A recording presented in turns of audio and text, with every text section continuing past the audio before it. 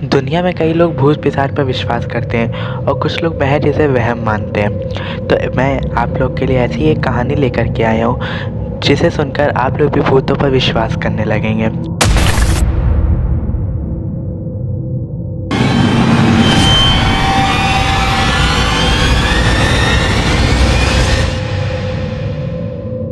ये कहानी इसलिए भी वैल्यूएबल बन जाती है क्योंकि एक ऐसे देश की है जहाँ पर साइंस और टेक्नोलॉजी को ज़्यादा आगे माना जाता है। आत्माओं इन सबको कोई ध्यान नहीं देता, अंधविश्वास पर कोई ध्यान नहीं देता था।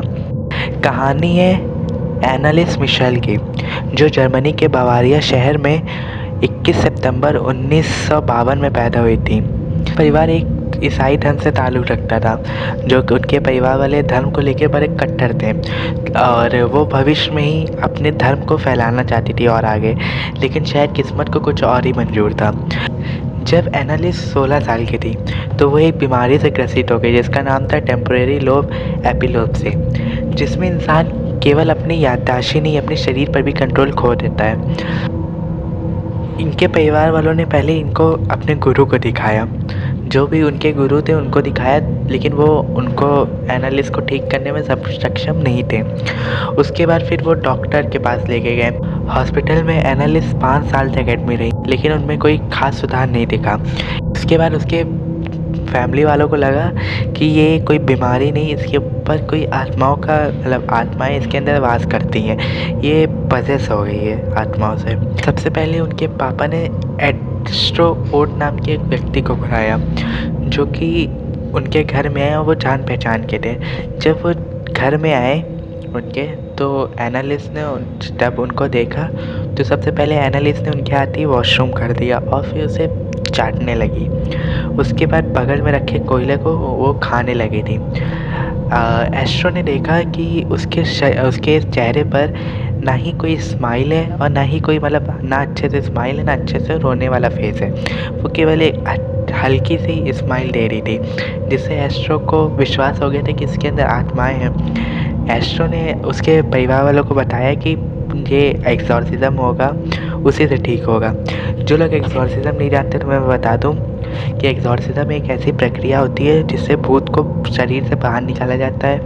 और जैसे हर धर्म में अलग अलग एक्सॉर्सिज्म की प्रक्रिया है। जैसे कि हम हिंदुओं के धर्म में मंत्रों का मंत्र फूंका जाता है, झाड़ फूंक से होता है। वैसे ही क्रिश्चियंस में एक्सॉर्सिज्म बाइबल पढ़ के सामने से जीसस को रख के निकाला जाता है। ये एक्सॉर्सिज्म जो मैंने मतलब मूवीज़ में देखा है ऐसे ही होता है। तो उन्होंने एस्ट्रो ने उनके परिवार को बोला कि आप वो पादरियों को बुला के इसको एक्सॉर्सिज्म करवाइए। कि मतलब परिवार वालों ने ऐसे ही किया, दो पादरी को बुलाएं और एक्सॉर्सिज्म किया।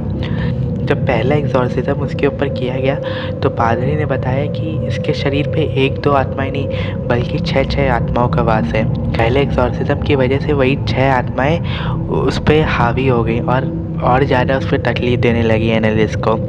उसकी और भी ज़्यादा ख़राब होने लगी। पहले एक्सॉर्सिज्म से आत्माएं कई ज़्यादा गुस्सा आ गई थी, जिससे जब आगे एक्सॉर्सिज्म किए गए तो वो एक जगह टिकती नहीं थी यार, इधर उधर एनालिस भागती रहती थी, जिसकी वजह से उनको मोटी मोटी चेन में बांध कर एक्सॉर्सिज्म किया जाता था।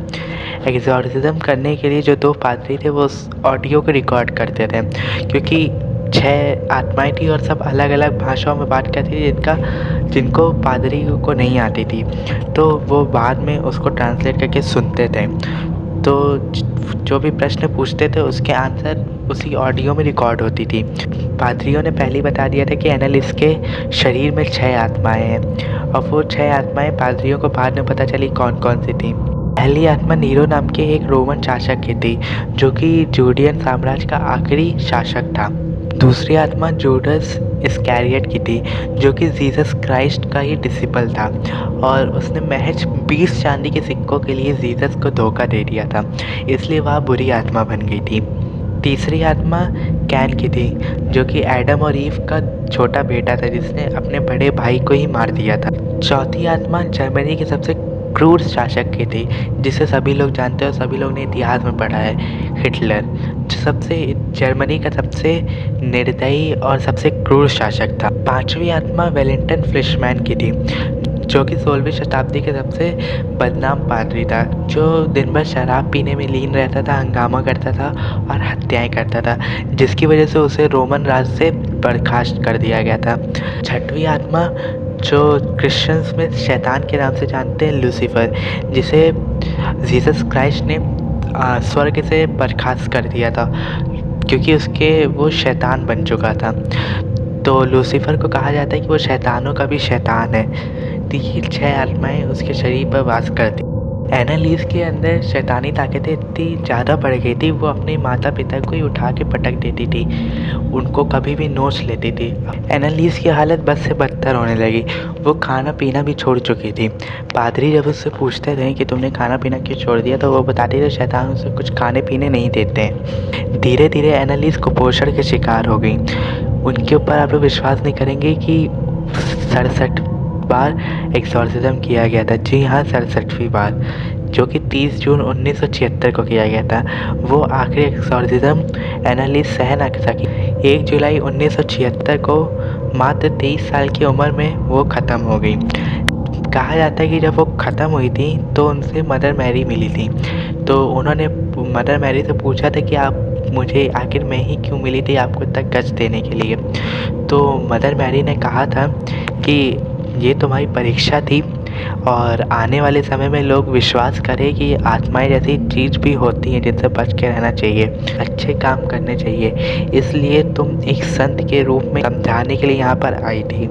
इसीलिए आज भी जहाँ पर एनालिस मार्शल की कब्र है, वहाँ पर दूर दूर से लोग फूल चढ़ाने आते हैं। कमेंट में इसके बारे में आप लोग अपनी राय ज़रूर रखिएगा। मिलते रहेंगे ऐसे ही और भी वीडियोस में।